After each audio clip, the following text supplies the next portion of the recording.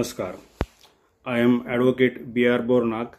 The topic of our today's lecture is the MOFA, that is the Maharashtra Ownership Flats Regulation of the Promotion of Construction, Sale, Management and Transfer Act 1963. That is Maharashtra Ownership Flats Act 1963. MOFA. Section 12, that is about general liabilities of a flat taker. आता आपण जे flat takers म्हणजे flat purchasers आहोत त्यांचे general liabilities काय आहेत? There are two main liabilities of flat purchasers. त्या कोणत्या? की फ्लॅटची जी प्राईस आहे तुम्ही ॲग्री केलेला आहे की तुम्ही स्पेसिफिक इंटरव्हलने ती पे कराल, ती त्या इंटरव्हलनी फ्लॅटची प्राईस आणि बाकीच्या ज्या काही आउटगोईंग्स वगैरे आहेत त्या तुम्ही बिल्डरला वेळेत पे करणं ही तुमची जबाबदारी आहे. आणि सेकंड रिस्पॉन्सिबिलिटी जी आहे तुमची, see when the builder starts a process to form your legal body organization, that is cooperative housing society or company as the case may be, under section 10 of MOFA, that time to cooperate with the builder. हे दोन प्रामुख्याने आपल्याकडे जबाबदाऱ्या आहेत. ठीक आहे. आणि ह्या जर जबाबदाऱ्या आपण पार नाही पाडल्या तर मग त्या ठिकाणी आपल्याला दंडाची तरतूद पण आहे. So let us have a look on section 12, provisions of section 12, that is general liability of a flat taker. Every person who has executed an agreement to take a flat, म्हणजे आपण फ्लॅट पर्चेसर्स, shall pay, म्हणजे ही पहिली आपली जबाबदारी आहे, shall pay at the proper time and place the price, his proportionate share of the municipal taxes, water and electricity charges, ground rent if any, and other public charges in accordance with his agreement with the promoter. And where a cooperative society or a company of a persons taking the flats is to be constituted, cooperate in the formation of such society or company as the case may be. ही आपली second responsibility आहे. म्हणजे flat पर्चेसर लोकांचे ज्या liabilities आहेत ह्या दोन आहेत. एक म्हणजे पेमेंट वेळेच्या वेळी करणं ॲग्री केल्याप्रमाणे, दुसरी म्हणजे कोऑपरेटिव्ह सोसायटी किंवा लिगल बॉडीच्या फॉर्मेशनच्या प्रोसेसमध्ये बिल्डरला कोऑपरेट करणं. ठीक आहे. Any person who has executed an agreement to take a flat and who without reasonable excuse fails to comply with or contravenes subsection 1, म्हणजे हे जे सेक्शन सबसेक्शन 1 जो वरचा आहे, म्हणजे आपण त्या कंप्लाय करत नाही, म्हणजे पेमेंट वेळेत करत नाही किंवा बिल्डरला कॉपरेट करत नाही, अशा केसमध्ये ऑन कन्व्हिक्शन, ज्या ठिकाणी समजा तुम्हाला कन्व्हिक्ट केलं कोर्टाच्या माध्यमातून वगैरे, be punished with fine which may extend to 2,000 rupees, म्हणजे तुम्हाला 2,000 रुपयेपर्यंतचा दंड होऊ शकतो जर तुम्हाला कन्व्हिक्शनची तुमच्या अगेन्स्ट ऑर्डर झाली तर. बट जनरली हे this is provision, just provision in the MOFA. पण म्हणजे असं काय आपल्यामध्ये हे नाही आहे की ऐकवत नाही अशी कुठली ॲक्शन फ्लॅट पर्चेसरवरती झालेली आहे. But provision is there under section 12, that is about general liabilities of the flat taker. Now section 12A, that is manager not to cut off, withhold, curtail or reduce essential supply or services. आता बघा, manager means the person in whose possession the property is there for management. म्हणजे तो builder असेल किंवा builder नेमलेला माणूस असेल किंवा even तुमची मॅनेजिंग कमिटी असेल, ज्या कुणाच्या ताब्यामध्ये ती प्रॉपर्टी आहे, to manage and to provide essential services to the flat purchasers, flat owners, to the residents. आणि विदाउट रिजनेबल एक्सक्यूज तुमच्या ह्या इसेन्शियल सर्व्हिसेस आहेत ह्या कट करायच्या नाही आहेत. तुम्ही एखादं पेमेंट नाही केलं म्हणून ते तुम्ही पेमेंट नसेल केलं तर रिकव्हरी करा, रिकव्हरीसाठी तुम्ही ॲक्शन घ्या, रिकव्हर करा. पण त्यांच्या इसेन्शियल सर्व्हिसेस ज्या आहेत त्या इसेन्शियल सर्व्हिसेस तुम्ही त्या कट करायच्या नाहीत, विथहेल्ड करायच्या नाहीत, कर्टेल करायच्या नाही आहेत वगैरे. आणि जर केलं तर त्याच्याविरोधात मग क्रिमिनल ॲक्शन वगैरे घेतली जाऊ शकते. So what is that provision? Promoter or in charge of management or member of a managing committee or director or secretary or otherwise, इतर कुठलाही व्यक्ती, याला कलेक्टिव्हली मॅनेजर म्हटलं आहे, cannot without just and sufficient cause either by himself or through any person cut off, withhold or in any manner curtail or reduce any essential supply or service enjoyed by the flat purchaser or occupier. या ठिकाणी ऑक्युपायरला घेतलेलं आहे, म्हणजे resident म्हणून. म्हणजे रेसिडेंट्सना ज्या काय essential services आहेत त्याचा सप्लाय आता याच्यामध्ये काय म्हटलं की without just and sufficient cause. या ठिकाणी समजा वॉटर सप्लाय आहे, जर तुमची लोकल अथॉरिटीने काही समजा त्या ठिकाणी काम त्यांना करायचं असेल, त्यांनी कट केला तर दॅट इज डिफरंट थिंग. बाकी इतर तुमचं इलेक्ट्रिक सप्लाय आहे, त्या ठिकाणी काही काम असेल मोठं समजा इलेक्ट्रिक सप्लायच्या संदर्भात, त्यावेळी कट केला, it is different thing. But normal कोर्समध्ये तुम्ही पैसे नाही भरले वगैरे अशा म्हणून तो कट करू शकत नाही. पैसे नाही भरले तर रिकवर करा तुम्ही. But essential services, supply of essential services can not be cut off. ठीक आहे. म्हणजे आता याच्यामध्ये बघा, इफ सर्व्हिसेस आर कट, जे त्यांनी कट केल्या, the flat purchaser or occupier may make an application to the court for a direction to restore supply or service. म्हणजे तो फ्लॅट परचेसर किंवा जो ऑक्युपायर आहे तो कोर्टात जाऊन कोर्टाचं डायरेक्शन घेऊ शकतो, आणि जो मॅनेजर आहे, जो मॅनेज करणारा प्रॉपर्टी, त्याला डायरेक्शन दिलं जाईल किंवा हे रिस्टोअर करून दे स्पेसिफिक टाइम पिरियडमध्ये. Court shall make an order directing the manager to restore such supply or service before a specified date. एक तारीख दिली जाईल, त्या तारखेच्या आतमध्ये ते रिस्टोअर करायला सांगितलं जाईल. Failing to restore the supply services before the specified date, fine will be charged, which may extend to ₹100 per day. म्हणजे जो डिलेड पिरियड आहे, ज्या तारखेपर्यंत रिस्टोअर करायला सांगितलं जाईल त्याच्यानंतर पर डे साठी ₹100 पर्यंत दंड आकारला जाऊ शकतो, जी जबाबदार व्यक्ती आहे त्या व्यक्तीवरती. Court of small causes, court of the civil जज शॅल हॅव ज्युरिस्डिक्शन. या संदर्भात तुम्हाला जायला लागेल कुठे? मुंबईसारख्या मेट्रोपॉलिटन सिटी म्हणजे जिथे स्मॉल कॉजेस कोर्ट आहेत त्या ठिकाणी स्मॉल कॉजेसमध्ये जायला लागेल. इतर ठिकाणी तुम्हाला सिव्हिल कोर्ट्स आहेत, ते सिव्हिल कोर्टामध्ये जायला लागेल. आणि या कोर्टाच्या आदेशाने पुढे further punishment with imprisonment up to 3 months or fine or both, याची पण तरतूद ह्या सेक्शन खाली केलेली आहे. म्हणजे रिस्पॉन्सिबल व्यक्ती आहे त्याला तुरुंगवास 3 महिन्यापर्यंत होऊ शकतो, किंवा फाईन होऊ शकतो, दंड, किंवा दोन्ही शिक्षा त्याला होऊ शकतात कोर्टाच्या आदेशाने. आणि आता याच्यामध्ये इसेन्शियल सर्व्हिसेसमध्ये कोणकोणत्या गोष्टी इन्क्लूड केल्या बघूया आपण. Essential supply or service means includes supply of water, electricity, lights in passages and on staircases and lifts and conservancy or sanitary services, याच्यामध्ये सगळ्या आल्या. आणि आता पुढे काय म्हटलं बघा, withholding any essential supply service includes acts omissions on account of which the essential supply services is cut off by the local authority or any other competent authority. याचा अर्थ काय की समजा तुम्ही पेमेंट केलेलं आहे आणि त्यांनी पेमेंट भरलं नसेल, म्हणजे पेमेंट नसेल जरी केलं तरी भरायचं आहे, तुमच्याकडून त्यानंतर रिकवर करू शकतो. पण पेमेंट न भरल्यामुळे जरी कट झाला असेल लोकल अथॉरिटीकडून वगैरे, तरी या सेक्शन 12A खाली त्याला रिस्पॉन्सिबल धरला जाईल. म्हणजे गरज नसेल, म्हणजे अतिशय आवश्यक असेल तरच वेळ तो कट करू शकतो त्या पर्टिक्युलर पिरियडसाठी. Otherwise the manager, the person who is responsible to manage the property of the society, he cannot cut off, withhold or curtail or reduce any essential supply of any essential service. तो cut करू शकत नाही, ज्या विरोध criminal action पण घेता येते. That was section 12A.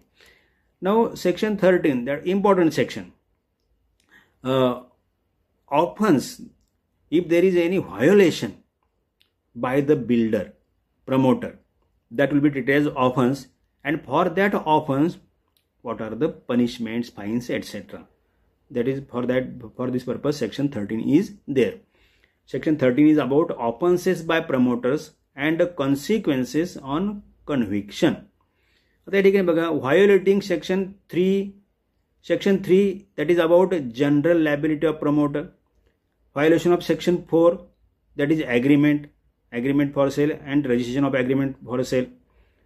Section 5 that is amount taken in advance, deposits towards outgoings, त्याच्यासाठी section 5 आहे.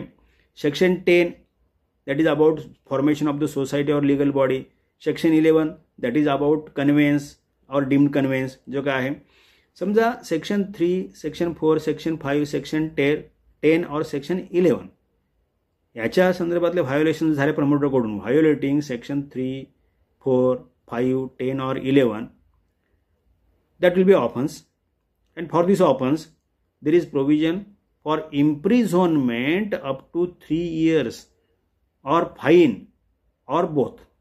म्हणजे प्रोव्हिजन 3 वर्ष तुरुंगवासापर्यंत तरतूद आहे किंवा दंड किंवा दोन्ही शिक्षा प्रमोटरला होऊ शकतात. Okay. Now suppose under section 5 त्यांनी ज्या पैसे आपल्याकडून घेतलेले आहेत ते त्यांनी त्या स्पेसिफिक कारणासाठी वापरायचे आहेत, पण त्यांनी दुसऱ्या कुठल्या स्वतःच्या वैयक्तिक कारणासाठी वापरले, then that will be treated as criminal breach of trust which is more serious. For that purpose there is provision criminal breach of trust of any amount advanced deposited for the purpose mentioned in section 5. For this offense, means that will be criminal breach of trust, and for this offense there is provision for imprisonment up to 5 years. 5 वर्षापर्यंत तुरुंगवास त्याला होऊ शकतो, or fine और both किंवा दंड किंवा दोन्ही शिक्षा त्याला होऊ शकतात. आता ह्याच्या व्यतिरिक्त समजा बाकी इतर काही त्याच्याकडून समजा व्हायोलेशन झाले तर violation of any other provision for that offence there is provision of imprisonment not less than 6 months up to 1 year. म्हणजे 6 महिन्यापेक्षा कमी नाही पण 1 वर्षापेक्षा जास्त नाही एवढा तुरुंगवास त्याला होऊ शकतो. Or fine not less than 10,000 up to ₹50,000, म्हणजे 10,000 पेक्षा कमी नाही, 10,000 किंवा त्याच्या जास्त 50,000 पर्यंत त्याला दंड होऊ शकतो. और बोथ किंवा दोन्ही त्याला शिक्षा होऊ शकतात. द प्रमोटर कन्व्हिक्टेड, बघा me if he is convicted under section 1, 2 or 3 of section 13, तर सेक्शन 4 काय म्हणतो की ऑन कन्व्हिक्शन त्याला जर कन्व्हिक्ट केलं, दोषी ठरलं आणि त्याला दंड वगैरे आकारला तर त्याची तो ब्लॅकलिस्ट पण केला जाऊ शकतो. See the promoter convicted of any offence except offence under section 12A. 12A म्हणजे तो इसेन्शियल सर्व्हिसेसचा होता बघा, तो म्हणजे इसेन्शियल सर्व्हिसेस तो कट करू शकत नाही, कर्टेल करू शकत नाही, तो सोडला तर बाकी सगळे ते जे ऑफेन्सेस आहेत ना हे सिरियस नेचरचे मानले जातात.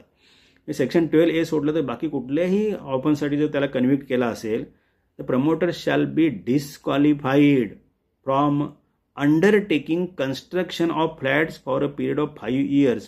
म्हणजे पुढचे 5 वर्ष त्याला ब्लॅकलिस्ट केलं जातं आणि कुठलीही कन्स्ट्रक्शन ॲक्टिव्हिटी तो करू शकत नाही. आता हे जे provided this is not applicable to the permissions already granted and for any additional permissions. समजा त्याला आतापर्यंत जे काही परमिशन्स दिलेत त्याला हे लागू होणार नाही, आणि आतापर्यंत परमिशन्स दिले त्याच्यामध्ये त्याला काही ॲडिशनल परमिशन्स पाहिजे असतील त्यालाही लागू होणार नाही. पण नवीन प्रोजेक्टसाठी ही कन्व्हिक्शन झाल्याच्यानंतर पुढील 5 वर्षे नवीन प्रोजेक्टसाठी त्याला ब्लॅकलिस्ट केलं जाईल.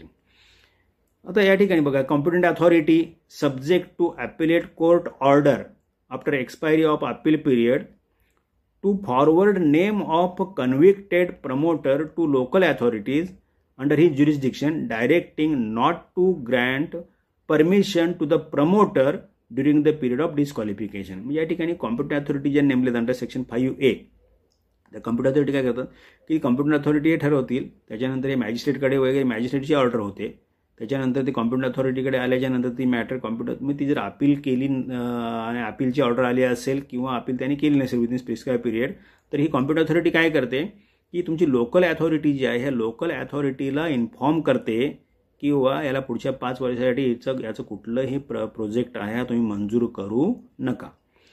ठीक आहे. The competent authority not to grant such promoter any permission or licence for construction for a period of disqualification. म्हणजे कॉम्पिटंट अथॉरिटीकडे तुमची लोकल अथॉरिटी जी आहे ही लोकल अथॉरिटी याला पुढच्या 5 वर्षासाठी त्याला कुठल्याही प्रकारचं लायसन्स कन्स्ट्रक्शनसाठी वगैरे देऊ शकत नाही, दिले म्हणजे त्यांनी द्यायचं नाही आहे. डिस्क्वालिफिकेशनचा 5 वर्षाचा पिरियड जो आहे त्या पिरियडसाठी, म्हणजे जेवढ्या पिरियडसाठी डिस्क्वालिफाय केलं आहे तेवढ्या पिरियडसाठी त्याचं कुठलंही प्रोजेक्ट आहे हा मंजूर केला जाणार नाही, त्याला कुठलीही लायसन्स दिली जाणार नाही. So this was about offences by promoter and consequences on conviction. म्हणजे ब्लॅकलिस्टिंगची तरतूद होती, दंडाची तरतूद होती, इम्प्रिझनमेंटची पण तरतूद होती अंडर मोफा. आता ती रेरामध्ये अजून थोडंसं तिला त्याचं गांभीर्य वाढवलेलं आहे. That will see while the lecture of RERA. Further section 13A जो आहे, आता पुढचे सेक्शन्स जे आहेत ते आर जस्ट फॉर्मल सेक्शन्स जे आहेत. ठीक आहे. Section 13A that is power of magistrate to pass sentences under this act म्हणजे अशा ज्या प्रकारच्या दंडाच्या किंवा इम्प्रिझनमेंटच्या केसेससाठी तुम्हाला कोणाची ऑर्डर घ्यायला लागेल, मॅजिस्ट्रेटची घ्यायला लागेल, कारण मॅजिस्ट्रेटकडे ही मॅटर दिली गेली फाईल करायला लागेल, तुम्हाला क्रिमिनल कंप्लेंट फाईल करायला लागेल. मेट्रोपॉलिटन सिटीजमध्ये म्हणजे मुंबईसारख्या शहरामध्ये मेट्रोपॉलिटन मॅजिस्ट्रेटकडे ही मॅटर जाईल. मुंबईच्या बाहेरचे जे शहर आहेत महाराष्ट्रामध्ये त्या ठिकाणी ज्युडिशियल मॅजिस्ट्रेट फर्स्ट क्लास असतात, JMFC ज्यांना आपण म्हणतो, तर त्यांच्याकडे ही मॅटर जाईल. For competent authority to be public servant 13B खाली काय म्हटलं आहे की कॉम्पिटंट अथॉरिटीज म्हणून जे अथॉरिटीज नेमलेत अंडर सेक्शन 5A त्यांना पब्लिक सर्वंट मानलं जाईल. त्यामुळे तुमचा RTI वगैरे हे सगळं त्या ठिकाणी ॲप्लिकेबल असणार आहे. 13C proceedings before competent authority to be judicial proceeding, म्हणजे कॉम्पिटंट अथॉरिटी समोर चालणारी जी प्रक्रिया ही न्यायिक प्रक्रिया मानली जाईल. मग त्या ठिकाणी कोर्टात जसं कामकाज चालतं तशा प्रकारे दोन्ही पार्टींना ऑपॉर्च्युनिटी देऊन सगळे एव्हिडन्सेस वगैरे रेकॉर्ड होते आणून मगच कॉम्पिटंट अथॉरिटी ऑर्डर करू शकते. देन 13D आहे competent authority is deemed to be civil court for certain purposes, म्हणजे त्याच्यामधले काही ज्या पर्पजेस आहेत त्यासाठी त्यांना सिव्हिल कोर्टाचा अधिकार आहे त्या कॉम्पिटंट अथॉरिटीला, म्हणजे समन्स इश्यू करणं वगैरे, हिअरिंग घेणं, एव्हिडन्स रेकॉर्डवरती आणणं, यासारखे जे सिव्हिल कोर्टाचे अधिकार आहेत ते त्यांना त्या म्हणजे या प्रोसिडिंगच्या दरम्यान मिळतात. 13E जो आहे that is indemnity for acts done in good faith. समजा कॉम्पिटंट अथॉरिटीने समजा एखादी ऑर्डर पास केली तर ती ऑर्डर आपल्यावर अन्याय करते म्हणून त्यांच्या विरोधात कुठे कोर्टात केस फाईल करा किंवा त्यांच्यावरती कारवाई करा वगैरे असं तुम्ही करू शकत नाही, कारण त्यांना त्याची इंडिम्निटी मिळालेली आहे आणि त्यांनी जे ऑर्डर पास केलेली आहे ती त्यांनी गुड फेथमध्ये कायद्याच्या रक्षणासाठी पास केलेली आहे असं सेक्शन 13E जो आहे हा मानतो. म्हणजे नो सूट, प्रोसिक्युशन और any other legal proceeding shall lie against any competent authority in respect of acts anything which is in good faith done or purported to be done by him under this act. या कायद्याखाली समजा त्यांच्याकडून काही कारवाई झाली असेल तर ती गुड फेथमध्ये झालेली आहे असं मानलं जाईल आणि त्यांच्यावरती कोणतंही कायदेशीर कारवाई तुम्हाला करता येणार नाही. फ्लॅट पर्चेसर लोकांना किंवा बिल्डरलाही ती त्यांना इंडिम्निटी मिळालेली आहे, म्हणजे त्यांना ती हमी मिळालेली आहे कॉम्पिटंट अथॉरिटीनं, म्हणजे कायद्याने त्यांना संरक्षण मिळालेलं आहे. नाउ फर्दर सेक्शन 14 जो आहे दॅट इज ऑफन्सेस बाय कंपनीज. बऱ्याच वेळा काय होतं की डेव्हलपर्स जे आहेत they are companies or partnership firms. अशा वेळी काय होतं की जर कंपनीकडून हा ऑफन्स झाला तर तुम्ही इम्प्रिझनमेंट कोणाला करणार वगैरे हा प्रश्न उभा राहतो. That is why provision is there. Offences by companies त्याच्यामधला सबसेक्शन 1 जो आहे सेक्शन 14चा subsection 1, incharge of the company as well as the company shall be deemed to be guilty. म्हणजे या ठिकाणी कंपनीचा जो इन्चार्ज आहे त्यालाही आणि कंपनीलाही काय मानलं जाईल, गिल्टी मानलं जाईल, म्हणजे दोषी मानलं जाईल. Shall be deemed to be guilty of the offence and shall be liable to be proceeded against and punished accordingly. म्हणजे दोघांवरती कारवाई केली जाईल आणि पनिशमेंट दिली जाईल. May not be liable to such punishment if he proves. म्हणजे वैयक्तिक ज्या वेळेला तो जो इन्चार्ज आहे त्याची लायबिलिटी कधी नसेल किंवा त्याला पनिश कधी केलं जाणार नाही. If he proves that the offence was committed without his knowledge, म्हणजे त्या दुसऱ्या कुठली सबऑर्डिनेटनी वगैरे काही केलं असेल तर त्याला माहिती नसेल, हे ज्याने प्रूव्ह केलं तर त्याला त्याच्यातून मग सोडलं जाईल. Or that he exercised all due diligence to prevent the commission of such offence. मी त्यांनी सगळी काळजी घेतली होती आणि काळजी घेतली तरीही सगळं म्हणजे त्याच्याकडून हा थोडा अपराध म्हणजे व्हायोलेशन झालेला आहे, अशा वेळी त्याला स्पेअर केलं जाईल. आता समजा बघा पुढे काय म्हटलंय सबसेक्शन 2 खाली, where an offence has been committed with the consent or connivance of or is attributable to any negligence on the part of any director, manager, secretary or other officer of the company, such director, manager, secretary or other officer shall also be deemed to be guilty of that offense and shall be liable to be proceeded against and punished accordingly.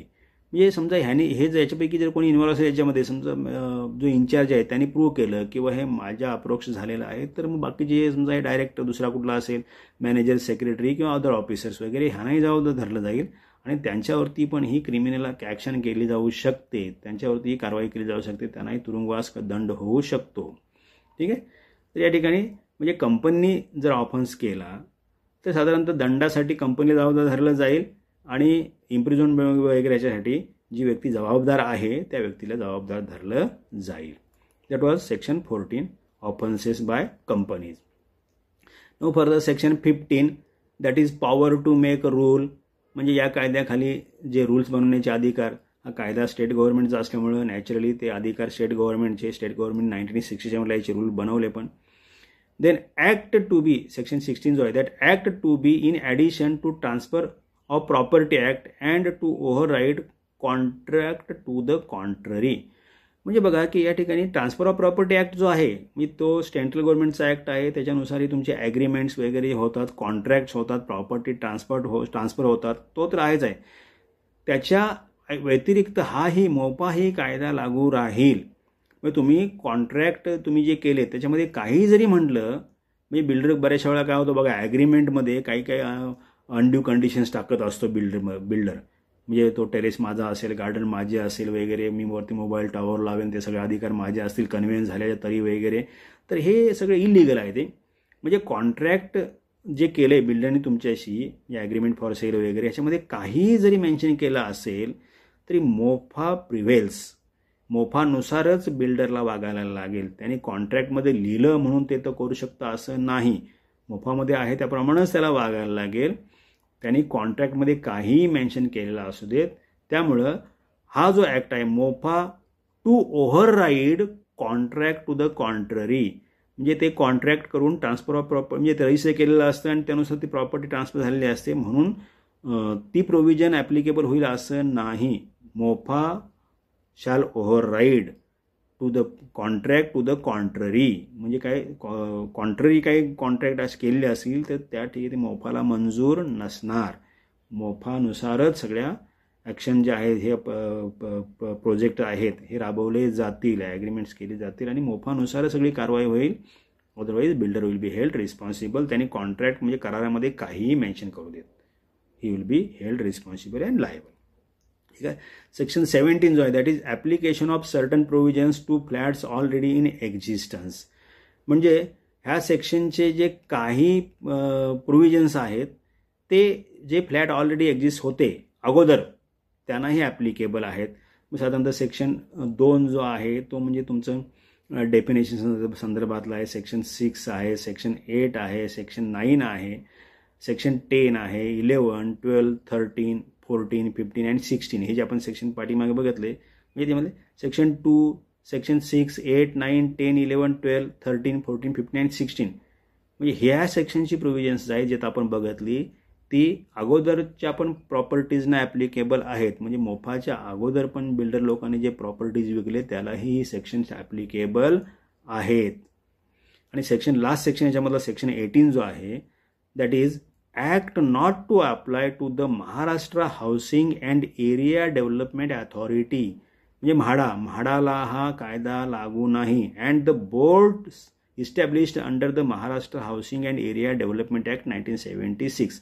म्हणजे MHADA act 1976 त्याच्याखाली काही boards म्हणजे repair board वगैरे सारखे, cess board, repair board असे सारखे काही board जे स्थापन केलेले आहेत त्या बोर्डांना म्हणजे म्हाडा किंवा म्हाडाच्या कुठल्याही बोर्डाला, म्हाडाच्या अथॉरिटीना हा कायदा लागू नाही, मोफा कायदा लागू नाही.